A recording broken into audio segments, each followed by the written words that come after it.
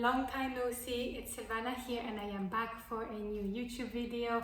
Today we're going to talk about Labradorite.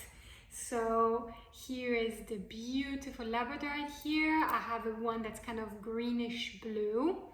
As you can tell, this one is faceted, so it has a gorgeous glow and shine. So we're going to talk about everything that there is for you to know about Labradorite. What does it stand for?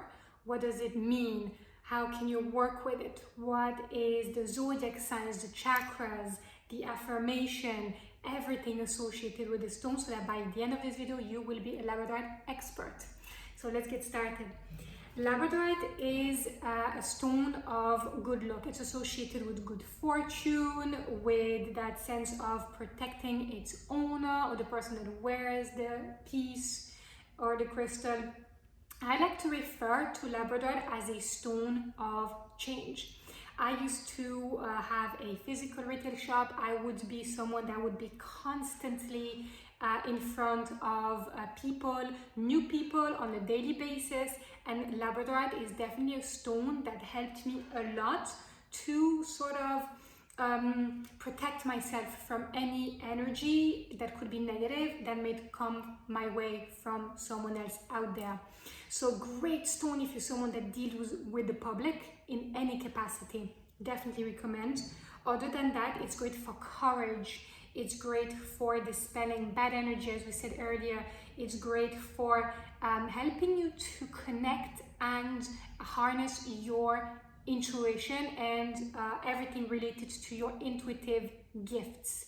After all, it is nicknamed the stone of magic, so you can really see here that it is all about working with a stone that's here to enhance that side of you, because we all have it. It's not a matter of being gifted or not, it's just a matter of being open enough to it so that you will receive it.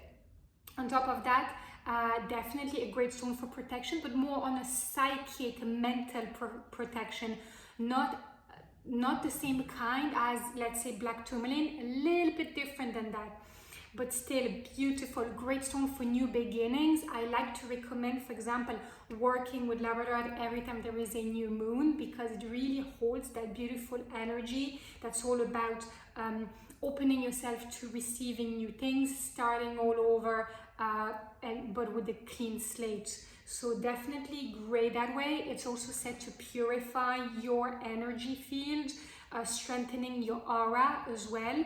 But what I really like about Labradorite personally is that it's great at clearing and opening your overall chakra system. So even though it's a stone that you will see will be usually recommended for people to work with if, for example, you want to open and boost your third eye chakra, I actually feel that it's great at working with the overall system. And definitely a wonderful stone for self-confidence. So definitely if you're starting something new, whether that's a job, a project, anything that brings in a feeling of newness into your life, definitely work with Labradorite. It's a great stone to provide clarity as well, and bringing you the determination and the motivation that you will need to see through whatever you're working on, and bringing you success on the long term. So overall, I definitely see it as a great crystal, because it was the first gemstone I've ever worn. I always like to tell that story. I think it's nice. The first crystal I've ever worn was actually a beautiful Labradorite pendant. I would wear it every day. That was back then when I had a brick and mortar retail shop, and to protect myself for sure, but also because I feel it's one of these wonderful stones that is multitasking stones, in the sense that it can help you to boost you, motivate you when you're feeling a bit low, but at the same time, it also can help you to just bring you down, and just it really goes with your ebbs and flows and brings you the energy that you need based on how you are feeling at this moment in time. Apart from that, Labradorite is a great stone for all things manifestation. I don't really like that word. I think it's becoming a bit of a buzzword these days, but you get the idea with what I was saying earlier, how it can help in that process, in the sense that it helps you navigate whatever you're going through or the projects you might be working on. So in that regard, it's definitely very beneficial. The affirmation that you can use to work with Labradorite, if you work with your crystals, for example, you visualize your beautiful Labradorite crystals by closing your eyes, and you can repeat out loud or in your head, whatever suits. You can repeat it, for example, 3 times, the following affirmation, which is: I believe in my inner magic and know I can manifest my dreams into reality. This is Larimar in a nutshell. On top of that, it's a stone that is actually named after the area called Labrador in Canada. A lot of people do not know that, and when I say that to them at first, they get a bit surprised. They think about the dog, but actually it's nothing to do with it. It's from that region, that part of Canada where I would imagine Labrador was found, and it was named after it.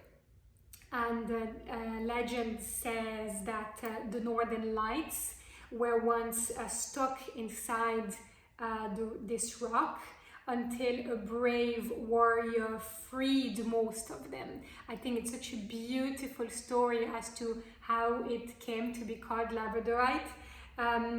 But I think what's also beautiful, if you're into deities and goddesses and working with specific type of for example Wicca practices, is to know that Labradorite is also believed to honor Aryan Rod. Now please, I am not Welsh, so if I pronounced it wrong, forgive me, but Aryan Rod is the Welsh goddess of the moon, the equivalent of Selene in the Greek version, which is the equivalent in ancient Greece for the moon goddess. But Aryan Rod, the Welsh goddess of the moon, really is honored by the stone. So if you're working with deities, I would recommend Labradorite to work with her energy. And her home was believed to be the Aurora Borealis, which I think is beautiful as well, where it was said that souls would go, when their body dies, and wait to be born again. So after all, there's a bit of a connection with prophecy and dreams, dream works, the stars, the cosmos, beautiful energy. So if this is something that resonates with you, definitely I would say work with that crystal to harness a little bit of that. And to finish off with the Zodiac Signs, we're talking about a crystal that is, in my opinion, great for everybody. But if you happen to have, for instance, some kind of Leo energy, as in sun, moon or rising, or even Scorpio sun, moon or rising, Sagittarius sun, moon or rising, then this crystal is really good for you. Or if you happen to I suppose just even need a crystal to help you boost, increase, connect deeper with your intuition and your connection to the universe on a higher level, definitely this crystal is great for you. I usually get a lot of questions in the comment section about, ooh, I'm not Leo, I'm not Sagittarius, I'm not Scorpio, can I still work with it? Well, yes, this is just a recommendation, but if this crystal's energy still resonates deeply with you, and if the keywords I've been using speaks to you, go for it. This is my message for you guys. Well, I think that's all I really wanted to touch on. Labradorite is wonderful for me. It's a must-have, like any other crystal that would be considered a must-have, such as clear quartz, rose quartz, citrine. For me, everyone should get a piece of Labradorite. It's not just beautiful, it's just so magical. It's like to encourage you to really embrace new ideas and opportunities, and allowing yourself to harness a more effective way of communicating and expressing yourself, strengthening overall your positive energy, and dispelling any kind of stress or anxiety. This is what we're talking about.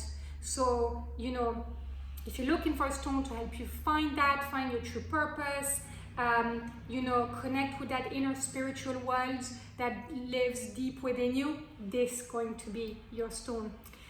I hope you enjoyed this video, guys. Thank you so much for watching, and I will see you very soon for a new one.